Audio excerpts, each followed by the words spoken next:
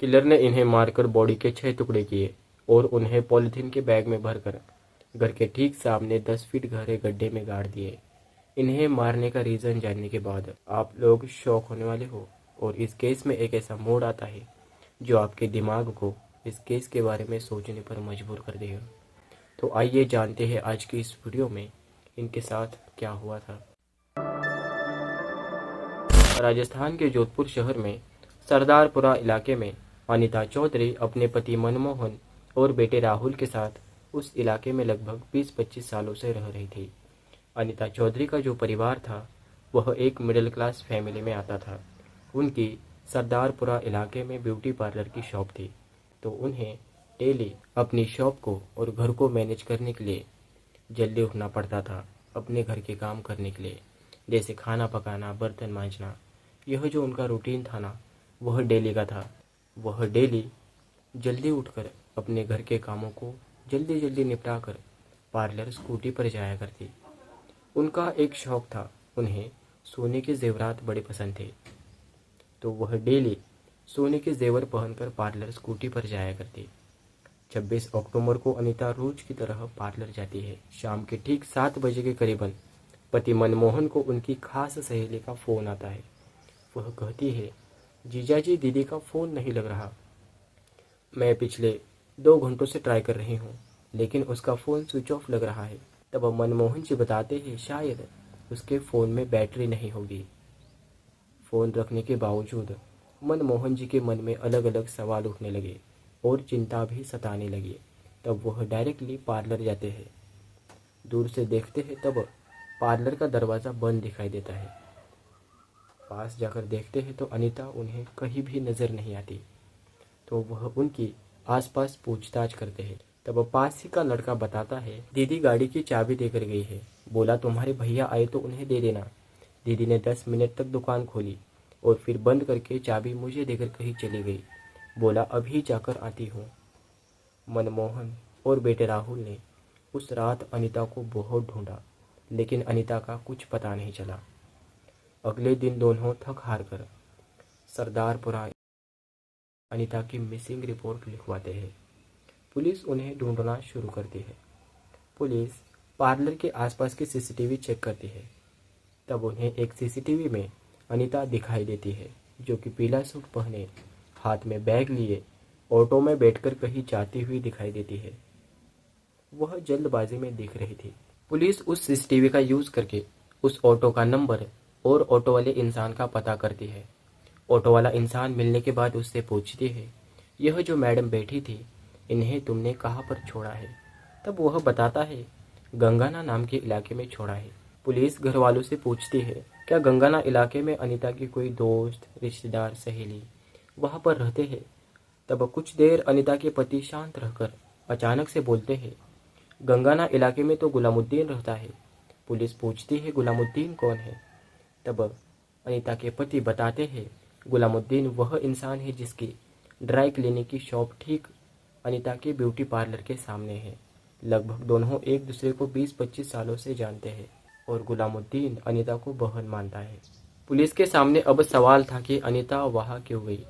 Police उन्हें ढूंढती हुई गंगाना इलाके में गुलामुद्दीन के घर पहुँच गई। गुलामुद्दीन तो घर नहीं होता, लेकिन उसकी पत्नी आबिदा घर होती है। पुलिस आबिदा से पूछताछ करती है। तब आबिदा नॉर्मली बात करती है, लेकिन पुलिस गंगाना इलाके में गुलामुद्दीन के ही घर क्यों गई? अनीता गंगाना इलाके में दूसरी जगह भी जा सकती है। दरअसल पुलिस ने वहां जाने से पहले अनीता की लास्ट लोकेशन देखी थी, जो कि गुलामुद्दीन के घर की थी। यह तो पक्का था कि अनीता वहां गई थी। जब फीमेल पुलिस आबिदा से सख्ती करती है, तो आबिदा पुलिस को घर के ठीक सामने 10 फीट गहरा गड्ढा खोदने को कहती है। जब पुलिस घर के ठीक सामने 10 फीट गहरा गड्ढा खोदती है, तो उन्हें उस गहरे गड्ढे में से पॉलिथीन के बैग्स मिलते हैं। पुलिस जब उन बैग को बाहर निकालकर खोलती है, तो उसके अंदर अनीता की 6 टुकड़ों में कटी बॉडी मिलती है।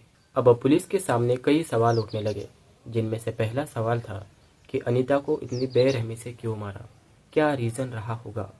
अब पुलिस के सारे सवालों के जवाब बस आबिदा ही दे सकती थी, क्योंकि वही वहाँ मौजूद थी। गुलामुद्दीन फरार था। जब फीमेल पुलिस फिर से आबिदा पर सख्ती कर पूछताछ करती है तो आबिदा असली सच्चाई पुलिस को बता देती है। गुलामुद्दीन की पत्नी आबिदा कहती है, 25 साल हो गए। अनीता की पार्लर की शॉप ठीक हमारी ड्राई क्लीनिंग की शॉप के सामने है। सब कुछ ठीक चल रहा था, लेकिन पिछले कुछ महीनों से गुलामुद्दीन को जुए की आदत लग गई। जुए में उसके सिर पर 10-12 लाख का कर्ज हो गया और लोग अपने पैसे मांगने लगे। तब गुलामुद्दीन को एक ख्याल आया कि सामने वाले ब्यूटी पार्लर की ओनर अनीता चौधरी गहने पहन कर आती है, क्यों ना यह गहने किसी तरह हमें मिल जाए तो अच्छे खासे पैसे आ जाएंगे। पता नहीं क्यों, लेकिन 23 अक्टूबर को गुलामुद्दीन ने ठीक घर के सामने 10 फीट गहरा गड्ढा खोदा और उसे खुला छोड़ दिया। आबिदा अपनी बेटियों के साथ अपनी बहन के घर गई हुई थी, तो गुलामुद्दीन ने अनीता को फ़ोन कर किसी अंकल से दोस्ती करवाने के नाम पर घर बुलवाया। अब आप लोग सोचोगे कि अनीता भला उस अंकल से क्यों दोस्ती करना चाहेगी। अनीता ब्यूटी पार्लर के अलावा मकान दिखाने का, प्रॉपर्टी दिखाने का काम किया करती थी। दोपहर को अनीता ऑटो से गुलामुद्दीन की बताई हुई लोकेशन पर पहुंची तो अनीता थोड़ी सी थकी हुई थी। तो गुलामुद्दीन ने अनीता को शरबत पिलाया ताकि उन्हें थोड़ी सी राहत मिल सके, लेकिन उसी शरबत में गुलामुद्दीन ने नींद की गोलियां मिलाई हुई थी। अनीता धीरे धीरे बेहोश हो गई। फिर गुलामुद्दीन ने उनके गले की सोने की चैन और 3 अंगूठियां निकाल ली। कुछ घंटे बीतने के बाद अनीता होश में आने लगी तो गुलामुद्दीन के खुराफाती दिमाग में क्या चल रहा था कुछ पता नहीं। उसने हथौड़ा ले अनीता के सिर पर वार कर उन्हें मार दिया। इसके बाद गुलामुद्दीन अपनी शॉप पर गया। वहां पर कस्टमरों के कपड़े इस्त्री किए, लेकिन गुलामुद्दीन को एक चिंता अब सताने लगी। वह चिंता थी अगले दिन की, क्योंकि अगले दिन उसकी पत्नी और बेटियां आने वाली थी और अनीता की बॉडी अभी भी घर में थी।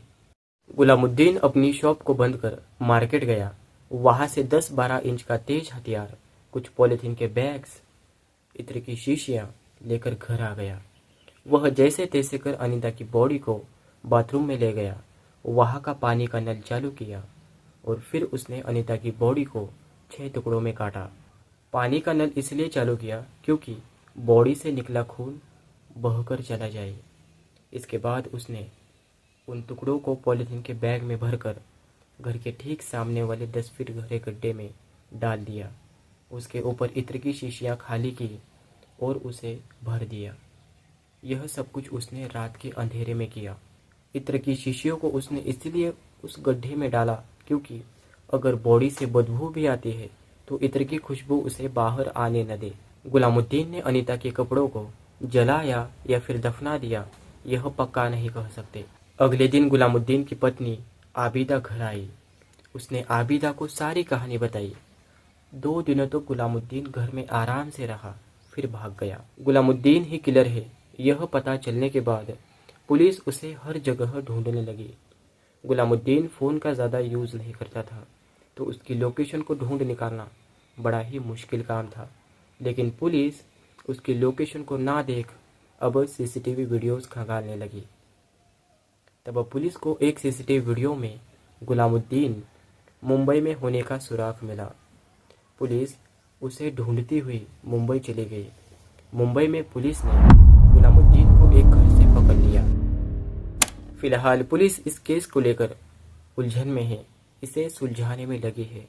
यह केस अभी होल्ड पर है। आप इस केस को लेकर क्या सोचते हैं, हमें कमेंट सेक्शन में ज़रूर बताएं।